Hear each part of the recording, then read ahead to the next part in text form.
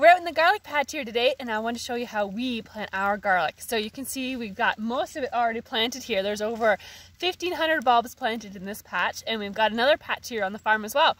But if you want to plant at home, you don't need this much, unless you're a super duper garlic lover. Anyway, so what you need is obviously some garlic, okay? So garlic you can buy pretty much anywhere. If you want to grow a lot of it, it's best to buy seed garlic, because seed garlic is typically cheaper to buy, and it's also typically certified, so it doesn't have any disease. The problem with garlic, sometimes it carries disease and then you get it in your soil. So recommendation to buy seed garlic, but you don't necessarily have to. Sometimes we save our seed from year to year and it seems to be fine, but we know that the garlic has been saved well from the previous year. Okay, so garlic, what you want to do is break it up into the little cloves, okay, just like this. You don't have to peel them or take the ends off, just rough like this is all you need, okay?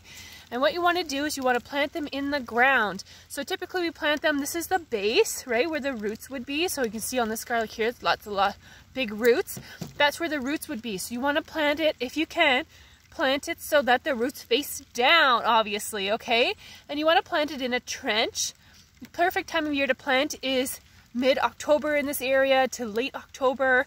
We've been having some warmer weather, so we're even planting some into November this year, but it's not always the case. So mid-October is best. Okay, you want to plant it in the ground. So we've got a trench here. I'll show you what it looks like, and then you can go from there. Okay, so I'm just going to plant it in the ground just like that. My trench is about 2 inches deep, all right, and I'm going to plant them about 3 or 4 inches apart. Now, you can also use a dibbler instead of making a trench, but we find this is the easiest way. Okay, it's just like that. All right, I got some more here. I'll plant them just like that. All right, they don't have to be perfect or exact. All right, that's good. And then I'm going to cover them with some compost. So compost is really important for growing garlic, because garlic is called a heavy feeder, which means it takes a lot of nutrient to make it turn into a big bulb, just like a lot of other allium crops. So we use a manure-based compost here on the farm because we have cows, but you don't have to. Okay, you can use compost from your own garden beds. You can buy in some compost, whatever you have available to you. Okay, so this is what our compost looks like here. All right, it's got wood chip and manure, and it's been composting for about a year now. We're going to dump it right on top of the trench, and then we're going to cover the trench up with dirt, and then we're going to cover it with straw. You can also use leaves instead of straw if you don't have access to straw, okay?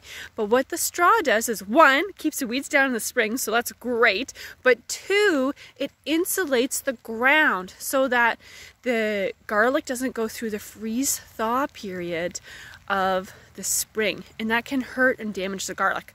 So here we go, we're going to dump some compost in, okay, with our garlic. All right, so we have quite a bit of compost here. You don't have to use quite as much, but we've got lots here on the farm, and we only have this little trench here today. So then I'm going to cover it with some dirt here. So when I made my trench, I just cover it with dirt. You don't need anything fancy, of course, and then we're going to cover it with the straw. We're going to say, good night, garlic, see you later, and hopefully in the spring it'll come up, and it'll be one of the first things that comes up. Typically when you see your rhubarb popping through, you'll definitely see your garlic as well. The other great thing about garlic is that it's a deterrent to animals. So most deer, squirrels, and things like that won't dig it up. So it's a great thing to plant in the fall. It's just a great thing to have in the garden, because you know you'll most likely have success with it, since no other animals love to eat it. So hope you found this helpful. Let us know if you have any questions. Cheers!